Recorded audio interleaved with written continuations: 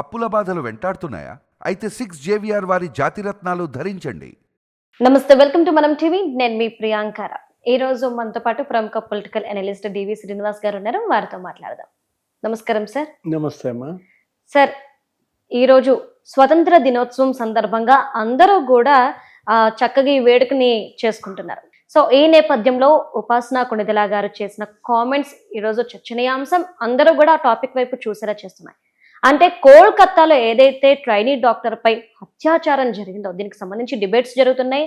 సినీ నటులు కూడా దీనిపై స్పందిస్తున్నారు. ఈ క్రమంలో ఆవిడ ఒక మాట అన్నారు, ఎందుకోసం మనం ఈ రోజు ఈ వేడుకలను చేసుకుంటున్నాము, దీనికోసమేనా ఇలాంటి ఆడవాళ్ళ మీద ఇలాంటి ఘటనలు జరుగుతున్న నేపథ్యంలో నా పాయింట్ ఆఫ్ వ్యూలో ఆవిడ ప్రశ్నించడం అనేది జరిగింది. సో దీన్ని ఎలా చూడాలి అంటారు? ఒకవైపు 78వ స్వాతంత్ర దినోత్సవ వేడుకలు, వికసిత్ భారత్, విజన్ 2047, 100 ఏళ్ల స్వాతంత్ర దినోత్సవాలకి సమాయత్తం అవుతున్నాం. 75 ఏళ్ళు అయిపోయింది కదా, అమృతకాల్ ఇదేనా అంటోంది ఉపాసన. ఇది విష్కాల అమృతకాల. ఎందుకంటే ఇవాళ ఆడబిడ్డలకి ఈ పరిస్థితి. ఇప్పుడు బయటకు వచ్చేటువంటి ఆడబిడ్డకి రక్షణ ఎందుకు కొరవడుతోంది? ఈ ఉన్మాదం ఏంటి? ఈ సైకో మనస్తత్వం ఇంతగా ర్యాంపెంట్గా పేట్రేగిపోవటం. ఇప్పుడు స్వాతంత్రం రాకముందు బ్రిటిష్ తెల్లదొరల పాలన చూసాం. అప్పుడు ఇంత ఉన్మాదం లేదు.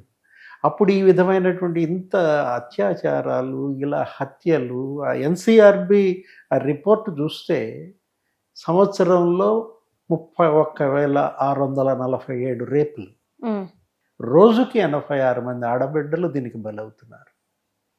ఏటికేడు 3,600 పెరుగుతున్నాయి. అంటే ప్రతి ఏడు రోజుకి 10 రేపులు పెరుగుతున్నాయి అన్నమాట. ఎంత బరి తెగింపు, ఎంత ఉన్మాదం! ఇప్పుడు ఇది మానవత్వమా?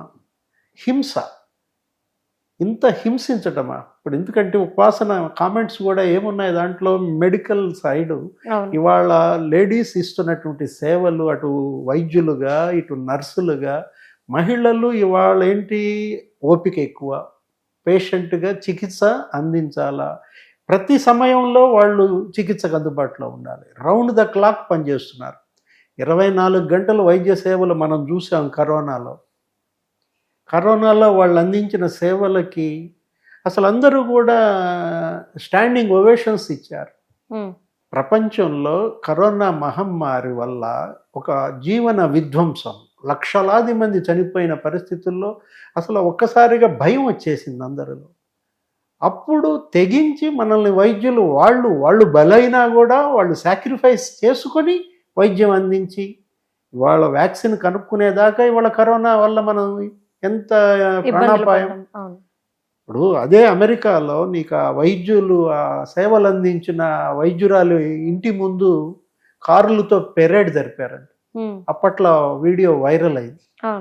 ప్రపంచాన్ని వణికించిన కరోనాకు కూడా ఆమె ఎదురొడ్డి నిలిచి సేవలు అందించినందుకు ఆ మహిళా వైద్యురాలు ఇంటి ముందు మొత్తం అమెరికన్స్ కారులతో సహా ఒక పెద్ద ర్యాలీ పెట్టి ఆమెకి సెల్యూట్ చేస్తే, ఇక్కడ భారతదేశంలో ఇప్పుడు ఈ బిడ్డ ఏది కోల్కత్తాలో ఇవాళ వైద్యురాలు ఇంత అమానుషమా? చంపేయటం, గ్యాంగ్ రేప్ చేయటం. కోల్కత్తా అంతా ఈరోజు సివిల్ వార్. అసలు రోడ్ల మీదకి వచ్చేసారు. ఆసుపత్రిలో పనిచేసే వైద్యులు కావచ్చు, సిబ్బంది కావచ్చు, మొత్తం రాష్ట్ర వ్యాప్తంగా జూనియర్ డాక్టర్లు. ఇది లా అండ్ ఆర్డర్ ఫెయిల్యూర్. ఇది పాలకుల వైఫల్యంగా దీన్ని చూడాలి తప్ప ప్రభుత్వ వైఫల్యంగా చూడాలి. ఎందుకనంటే ఒక నేరం జరిగినప్పుడు, ఒక ఘోరం జరిగినప్పుడు దానిపైన ఉక్కుపాదం మోపినట్లయితే మళ్ళా ఈ నేరం చేయటానికి ఇంత సాహసిస్తారా? ఢిల్లీలో నిర్భయ ఉదంతం నీకు తెలుసు. ఆ నిర్భయ ఉదంతం ఒక ఢిల్లీలో బస్సులో గ్యాంగ్ రేప్ చేశారు ఒక ఆడబిడ్డని. మొత్తం దేశమంతా ఆ బిడ్డకి అండగా నిలబడింది. ప్రతి చోట కొవ్వొత్తుల ర్యాలీలు, ఒక ప్రభుత్వాన్నే పతనం చేసిన ఉదంతం. అప్పటి ప్రభుత్వం కూలిపోయింది. ఏది? ఆ నిర్భయ ఉదంతం ద్వారా యూపీఏ ప్రభుత్వం మన్మోహన్ సింగ్ హయాంలో నీకు ఎన్డీఏ వచ్చింది. ప్రధానమంత్రి మోడీ మొదటిసారి ప్రధాని అయ్యారంటే కారణం నిర్భయ యాజిటేషన్స్ అన్నమాట. అప్పుడు ఒకవైపు అన్నా హజారే అవినీతి వ్యతిరేక ఉద్యమం, మరోవైపు ఈ నిర్భయ ఇన్సిడెంట్. చట్టాలు తెచ్చారు, నిర్భయ యాక్ట్ కూడా వచ్చింది. ఏంటి దానివల్ల వనగూడిన ప్రయోజనం? ఇప్పుడు మీరు తెచ్చే చట్టాలు గనక కోరలేని చట్టాలు తెచ్చితే ఏం లాభం? ఇవాళ ఈ రౌడీలు, ఈ గుండాలు ఇంత పేటరేగిపోతున్నారంటే సరైన శిక్షలు పడకపోవటం, ఇన్స్టెంట్ జస్టిస్ కావాలని అడుగుతున్నారు.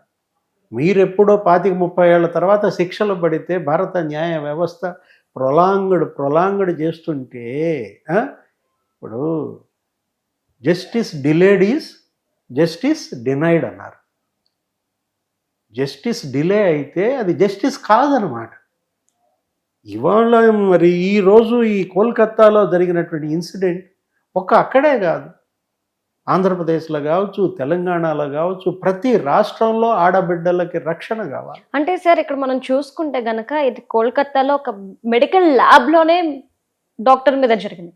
మనం రీసెంట్గా చూసుకుంటే 9th క్లాస్ చదువుతున్న పిల్లలు, ఒక చిన్న పాప, తను 5th or 6th క్లాస్ చదువుతున్న పాపను రేప్ చేసి భయపడి ఎక్కడ చెప్పుద్దని చంపేసి కాలువలో పడేయడం, డెడ్ బాడీ ఇంకా దొరక్కపోవడం, ఇది కూడా ఎటు పోతుంది మన సమాజం అనడానికి ఒక ప్రశ్నగా మన ముందుంది ఈరోజు.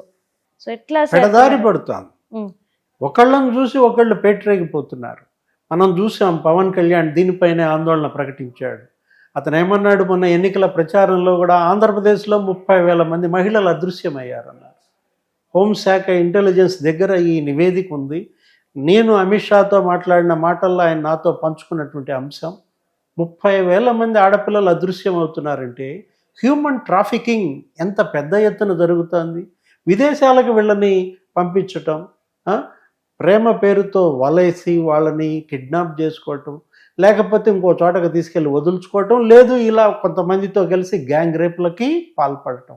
ఇవాళ మార్కెట్కి వెళ్ళిన మహిళ, స్కూల్కి వెళ్ళిన బాలిక, కాలేజీకి వెళ్ళిన యువతి, ఉద్యోగానికి వెళ్ళిన ఆడబిడ్డ సేఫ్టీగా ఇంటికి తిరిగి వచ్చేదాకా ఆ కుటుంబం, తల్లిదండ్రులు పడుతున్నటువంటి ఆందోళన అంతా ఇంతగా.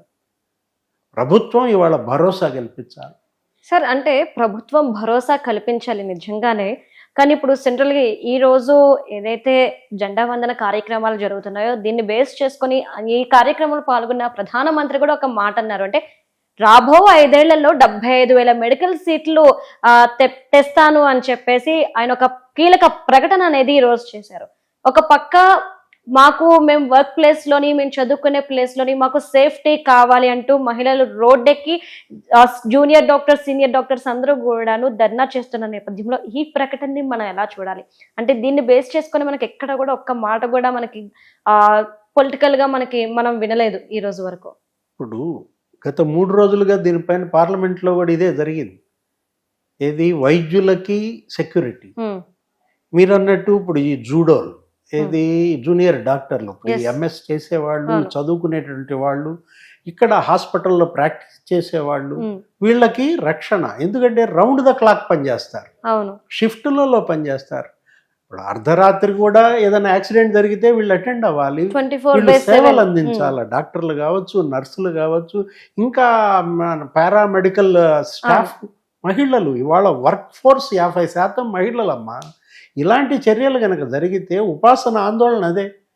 ఏది మెడికల్ అండ్ హెల్త్లో మహిళలది కీలకం. వాళ్ళు అందించే సేవలు రోగులకి పురుషులు అందించిన దానికన్నా స్వాంతన, శుశ్రూష, గాయం యొక్క బాధ తనకు తెలుసు కాబట్టి బాధితుల సేవలో ఆమె ఆడబిడ్డలు, రోగులకు కూడా అదొక రకమైనటువంటి మందు. ఏది తనకి ఒక నర్సు కానీ, ఒక డాక్టరు కానీ ఒక అండగా నిలబడితే మానసికంగా వాళ్ళ ఆరోగ్యం పుంజుకునే విధానం కూడా స్పీడ్గా ఉంటుంది. ఇలాంటి పరిస్థితుల్లో ఈ చర్యల వల్ల, ఇట్లాంటి అఘాయిత్యాల వల్ల నీకేమవుతుంది, ఎవరు ఇంకా ఫోర్స్లోకి వచ్చే అవకాశం లేదు. ఇప్పుడు మెడికల్ అండ్ హెల్త్లో గనక మహిళలు అడ్మిషన్స్ తగ్గినాయి అనుకోండి, ప్రధాని ఇప్పటికైనా కూడా, ఇప్పుడు మొన్న కూడా ఒక చట్టం తీసుకొస్తున్నారు, ప్రతి హాస్పిటల్లో కూడా వీళ్ళకి సెక్యూరిటీ కల్పించాలని. ఏది ప్రత్యేకమైన సెక్యూరిటీస్ కూడా ఇవాళ హాస్పిటల్స్లో, ఈ మెడికల్ కాలేజెస్లో పెడుతున్న నేపథ్యంలో, సరే ఒక్క మీ క్యాంపస్లో సేఫ్టీయే కాదు, బయట సమాజంలో కూడా ఇవాళ అభద్రతలో ఉంది ఆడబిడ్డ. ముందు ప్రజల్ని ఎడ్యుకేట్ చేయాలి. ఏది ఈ గంజాయి, ఈ డ్రగ్స్, ఈ మహమ్మారి తెస్తున్నటువంటి ఉపద్రవం, దీనికి గనక అడ్డుకట్ట వేయకపోతే యాంటీ నార్కోటిక్స్ ఇదొక పెద్ద టాస్క్ ఫోర్స్గా తీసుకుని మొత్తం మూలాలు ఎక్కడ తగులుతున్నాయి? 2 తెలుగు రాష్ట్రాల నుంచే డ్రగ్స్ కానీ గంజాయి కానీ. అక్కడ విశాఖ ఏజెన్సీలో పెద్ద ఎత్తున దాన్ని సాగు చేస్తున్నారని. వీటన్నిటిపైన కూడా ఉక్కుపాదం గనక మోపకపోతే స్వామి వివేకానంద ఏమన్నాడు? ఇలాంటి యువతన వివేకానంద కోరుకుంది భారతదేశం నుంచి. 75 ఏళ్ల అమృతకాల్, ఇవాళ అది కాదు చర్చ. లేదు వికసిత భారత్ విజన్ 2047 ప్రణాళికలే. ఏది మీరు ఇచ్చే డాక్యుమెంట్స్, పాలసీలు కాదు, ఇంప్లిమెంటేషన్. ఇవాళ కార్యాచరణ. బేటీ పడావ్ బేటీ బచావ్ అన్నారు నరేంద్ర మోడీ. ఆకర్షణీయమైనటువంటి నినాదాలు, స్లోగన్స్, పథకాలు కాదు. ఇవాళ కావాల్సింది ప్రజలకి కార్యాచరణ. మీరు ఆ స్కీమ్ పెట్టినా పెట్టకపోయినా నిజంగా రక్షణ కనుకుంటే, భద్రత ఉంటే ప్రతి బేటీ పడావ్ ప్రతి బేటీ బచావ్ అన్నమాట. నిజమైన బేటీ పడావో బేటీ బచావో దిశగా కేంద్రంలో నరేంద్ర మోడీ ప్రభుత్వం 4.0 ఇలాంటి ఈ ఆకతాయిలు, ఇలాంటి సైకోలు, ఉన్మాదుల పైన ఉక్కుపాదం మోపాలి. Right. Thank you so much sir. నమస్తే. మీ పర్సనల్ ఇంటర్వ్యూస్ మరియు వ్యాపార ప్రకటనల కొరకు ఈ నెంబర్ని సంప్రదించండి.